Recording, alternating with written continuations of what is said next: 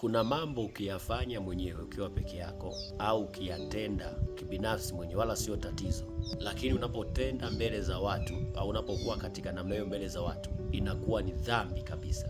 Na hapa sizungumzi wale watu wanaokwazika kwa sababu ya hasira zao, wivu, chuki na kadhalika. Naongelea kabisa wale ambao huwa wanaanguka au na kukosea kupitia yale mambo ambayo wakati mwingine mtu anayafanya yeye kwake yana shida, lakini kwa wale watu tayari anawaangusha kwa sababu imani zao ni ndogo. Ndio maana Mtume Paulo akasema, kwa nini imani yangu mimi iliyo kubwa iwe kikwazo kwa kumwangusha mwingine? Kwa nini imani yangu kubwa iwe inatoa vitu vya kumwangusha mwingine?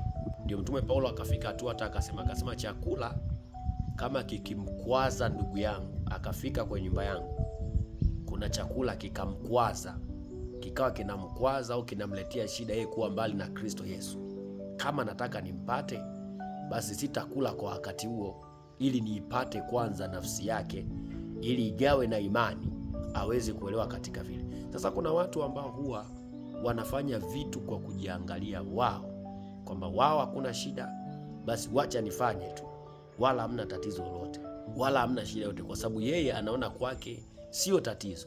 Lakini jambo lile kabisa ni kwazo kwa wengine, kwa sababu kanisani tuko watu wa aina tofauti tofauti sana. Wako wenye imani ndogo, wengine watoto, wengine wakubwa, wengine wa namna fulani, wengine wamekuwa katika namna fulani.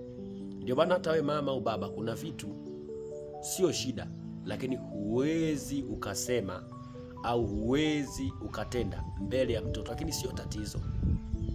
Ni kwa sababu ufahamu wake bado ni mdogo.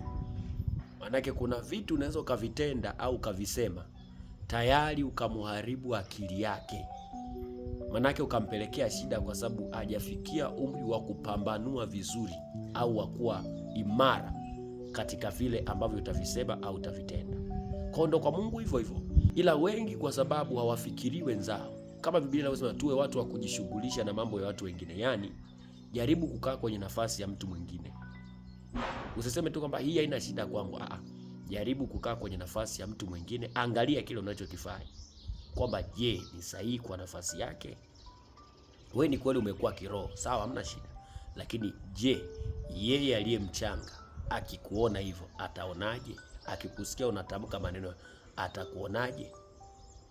Kwa wengi watu wameingia kwenye dhambi za kuwakosesha na kuwaangusha wengine, huku wao wasijue, kwa sababu akisema mimi nimekuwa haina shida wala haina tatizo lolote, mimi kwangu sio tatizo.